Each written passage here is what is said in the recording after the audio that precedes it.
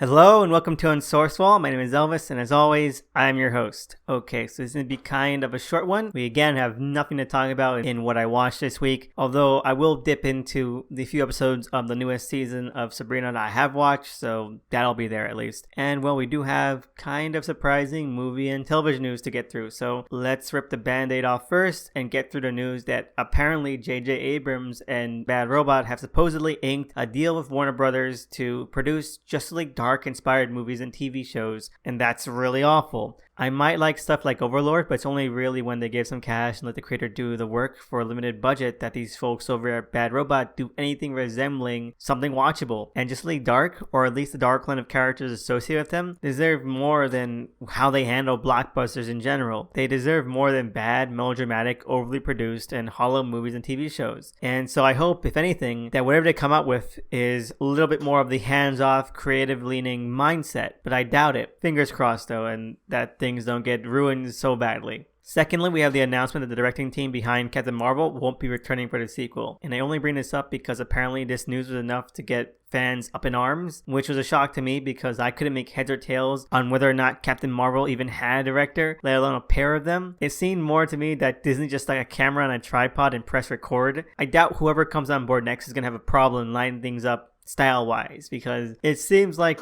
a really easy style to replicate. And lastly, in movie news, we have the rumors that apparently America Chavez might be introduced in Doctor Strange 2. And you know what? I don't really care what they do with America Chavez. I know a lot of people are getting up in arms about that too. But hopefully whatever they do with Doctor Strange 2 or a Disney Plus show with America Chavez is at the very least not what they did in the comics, where they made her an embarrassing caricature and an alien from alternate dimension who was only culturally appropriating Latin culture. So that was some dark times, and I hope that whatever they do can at least be interesting and engaging and respectful, which is everything the character isn't right now, unfortunately. And lastly, in entertainment news in general, we have the TV news that Seth Rogen is going to be producing yet another comic book show, this time Fear Agent from Remender Nopena's Image comic series. Hopefully it turns out good, but I'm calling it dead on arrival like all his other schlock. So, my condolences to those fans. And, funnily enough, this leads to some really fun comic news, which is that Garth Ennis, Russ Braun, and Derek Robertson are returning to create a new sequel series to The Boys titled The Boys, Dear Becky. It'll apparently be part prequel, part interquel, and part sequel, and explore the world of the series 12 years after the finale. Ennis has said that one of the main pillars of the new series will be his attempt to flesh out and explore the character of Becky Butcher, and I can't wait. I hope it turns out to be damn good, even though the Boys comic series before was very variable. The stuff that related to Butcher, related to his backstory, and related to everything around him was really hard-hitting and honestly very impressive. And I hope that if this new series mission statement is about going into what made Becky Butcher tick, then it's already starting off on a great foot. So fingers crossed, and I can't wait. I really can't. Now we can move on to what I read this week. First off, we have A Basket Full of Heads number 4. This series is still going strong, and now that we know it's already more than halfway through, I hope that it knows what it's doing. 7 issues seems like a pretty arbitrary number to end things at, and right now it's still feeling like things are just getting set up. It's still well done, well executed, and I'm enjoying being in the story with these characters. But if you told me there were only 3 issues left, I would be shocked. The main character has pretty much only just now got the axe and only sort of cutting on to what that means, and it's like 60% over already. So I mean, I won't put off any points for that, because maybe it'll all come around at the end. But what matters here is that it still has that genuinely fun and cheesy old school EC Comics feel, with some skeevy and corny filters put over it and giving it some extra kick. There's great human touches given to the main character from both the writing and the art. They only play that up to the hilt. She's so endearing and likable that when blood starts getting spilled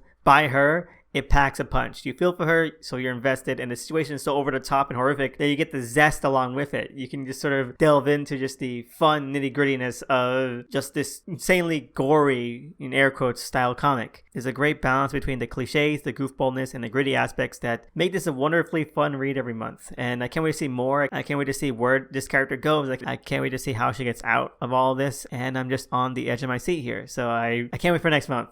Overall, 2 thumbs up. Next up, we have Red Hood and the Outlaws number 42. This is probably the best Red Hood issue since it was just rebranded into Outlaw. Bringing back Bizarro and Artemis, plus the new dynamics with the Legion of Doom Junior kids, has breathed new life into this series. It's given us a more entertaining, more engaging, and all-around more readable core. It doesn't feel as hollow or as kind of strict anymore, but actually has a damn decent lively quality to itself. Bizarro bonding with the Doom kids as a pseudo sage or mentor is adorable and heartwarming, and just to see them come together makes those kids who were previously not that interesting a lot more interesting, because now there's so much dynamics going on between them. And the bond that Artemis and Jason have already being reignited is thrilling to see. These two characters balance off each other so well, and the moment they share about the aftermath of Heroes in Crisis feels so natural and earned, and it makes the time apart that much more useful, because now you see how much they've grown but how much they still connect to each other, and that's just so beautiful. I love it. And more than anything else from that event, at least, this makes it,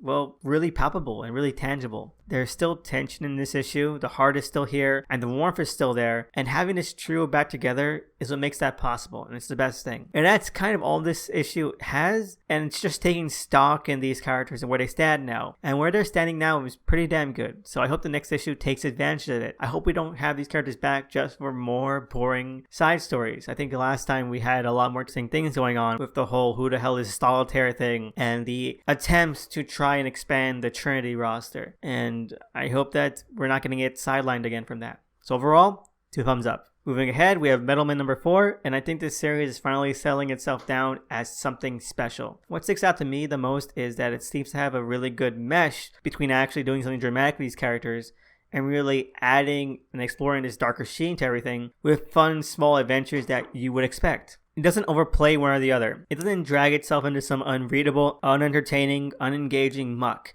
but doesn't neglect why people like these characters in the first place. You get both, and it makes for a powerful punch combined together. It shifts back and forth, and the dichotomy and the contrast work together so well. It emphasizes and highlights the stuff that need to be highlighted, and they land with such impact and engagement. It's wonderful. Is this series somehow perfect now? No. I don't think Magnus and his character shift this maxi is founded on is ever going to work for people. But how they're handling the drama and the heartening somber beats that are springing out from this feel substantial and satisfying. It hits, and it hits hard. Things feel like they have weight and that they make sense because of where these characters are right now. It makes me wonder if the Dio could have written a better version of Tom King's It's a Miracle than Tom King did. I mean, perhaps that's the feeling I'm getting. Overall, this maxi series is so far feeling like an actual story with purpose and intent. Hopefully, when things start coalescing together and that we have to start tackling the problems head on, that it doesn't just fall apart, because that would be a complete shame. But right now, it's pretty damn fun. Plus, we get Kevin O'Mac back. It's an amazing moment and brought a huge smile to my face. I think the last time we saw him like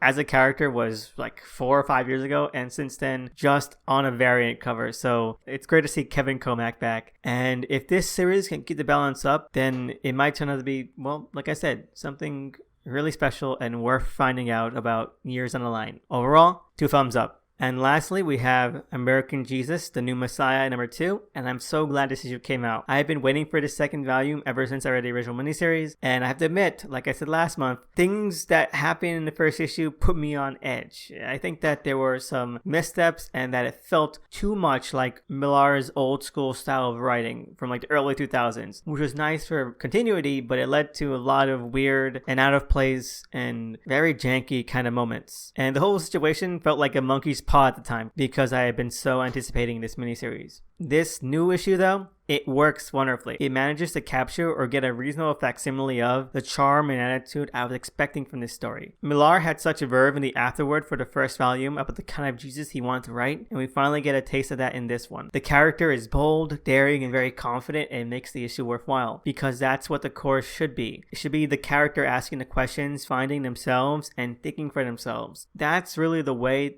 to finding a true reconciliation with faith on your own for yourself. And I think that's where this is going. And the groundwork is done so well here because you're so emphatic for the character and you feel for them and you understand them. And it makes their realizations and their doubts so much more engaging, so much more appealing to invest in. And, well, I already have. I think that they're already a standout character. I do wish we had seen more of them. But right now, for what we see, there's an immediate impression on me. And I can't wait to see where they go from here. The writing still has a very early 2000s tinge to it, but I think we're past the hump here. It's funny though because I even saw on Twitter that someone had asked Millar if he was dropping black pills, and I'm like, oh my god, is this insanity? Because that's the kind of reaction I would expect from Millar with like Wanted, Dirty and Funnies. It's very out there and like want to be shocking at moments and like want to be edgy and hip that of course people are asking if he's like red pilled or black pilled, and it's ridiculous to see. And I hope that the final issue sets down an actual mission statement for this. But you know what? I'm enjoying it. The actual Messiah character is interesting. The conflict is understandable, engaging, and really simple to feel for. It's still a shame that it's only 3 issues, but it's been a shocking and then shockingly amicable ride so far. Overall, 1 thumb up,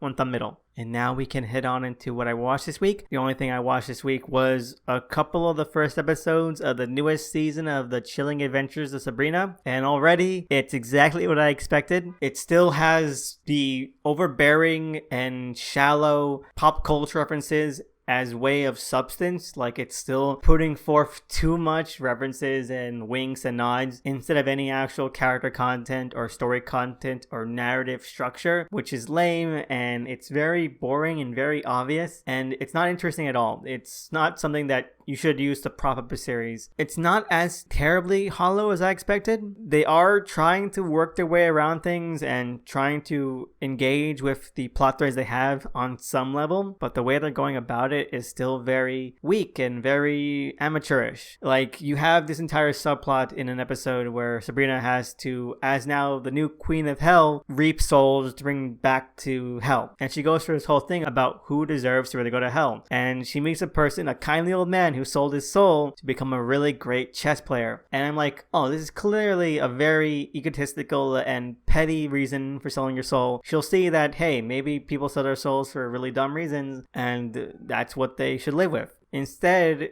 she just sends that guy to heaven, which I don't understand how that's even a thing she can do, because how the scene plays out is that there are 2 cars. We only see the first car though, which is a black limousine that's there to send people to hell, and she's like, no, choose this car, and there's a white car there that's clearly a heaven car. Now, did she call the car? Can she create the car? Was the car always going to be there? Does God or the angels or whoever not know that he sold his soul to hell? And if she created or called the heaven car, are they going to accept that guy's soul in heaven anyway? It makes no sense because he didn't repent. He was like, oh, I guess it's time for me to go to hell. So he didn't repent or anything like that to like Jesus or anything or find his way. It's ridiculous. It really is. And then this plot gets even weirder because the next soul she has to reap is a serial killer. And she's like, oh, I guess it's okay for him to go to hell. But that kind of makes me feel like the intent here is to say, see, that guy didn't need to go to hell because he was just someone who wanted to be a good chess player and not a serial killer. But the thing is, he still sold his soul for this insanely petty and self-serving reason. It doesn't make it any less worse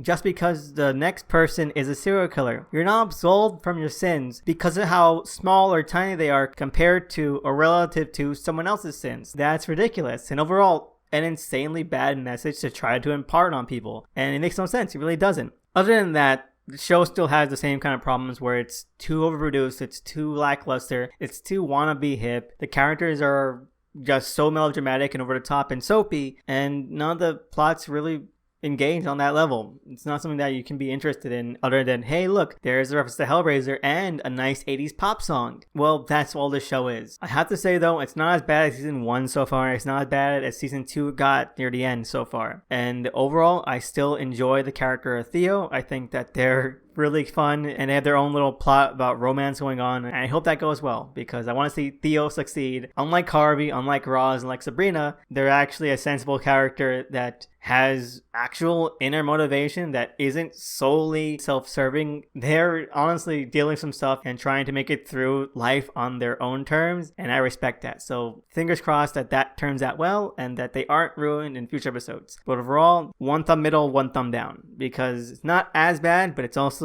really, really dumb. And finally, we can head on to listener questions. We have one question this week from the amazing AkiCat on Twitter. And their question is, what do I think about Star Wars The Clone Wars? And am I excited for the final season? Well, I just started getting into Star Wars The Clone Wars from a great friend on Twitter. You can find them with their handle at OilyWhispers68, who have been recommending me arcs that they think I'd be interested in. I've seen 2 of them so far. One with the whole Mortis Forest arc, and another with Yoda on his whole midichlorian Will's quest. And those 2 arcs, I think 7 episodes in total, were really fun. I had a great time with them. It is kind of weird to try and get used to these new voices, this art style, and the way the characters move and function in this universe. It can feel kind of dry in the way that watching the prequels used to be kind of dry to my eyes. Although by the end of the last episode of the Yoda arc, I was really into it. I thought that they worked great. I thought the voices sounded really fun and that the storytelling was really effective. And I'm really excited. I'm really excited to get more into this series. I have a chronological order list. I'm going to try to get through that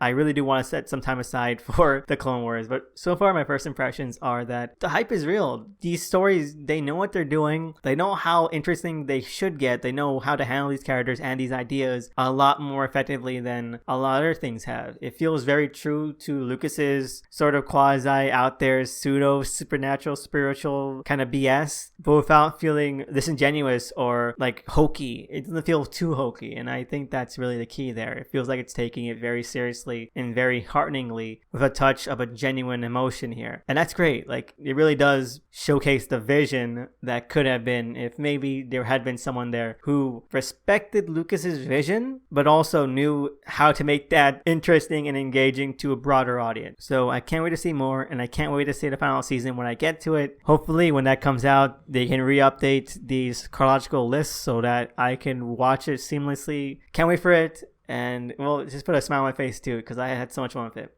Overall, 2 thumbs up so far. And thank you for that question, AkiCat. It was a great question. I'm excited, I really am, and it was just so fun to relive and to ponder why I enjoyed this episode so much, because I really, really did. Great having another question from you. I always enjoy yours a ton. Anyway, that's it for listener questions this week. As always, I want to say thank you to everyone out there who sent in a question, comment, or topic. You guys mean so much to me, and I always enjoy answering and discussing those to the fullest of my ability. So thank you so much. And if anyone out there has their own question, comment, or topic you want to hear discussed on the show, you can always find me on Twitter at THE_SNICKMAN. I want to give a shout out to the cover artist for the show at DOTEMCEE. Please check them out, give them a follow. They really deserve it. And so that's it for this week. Have a great week, and see you again next time.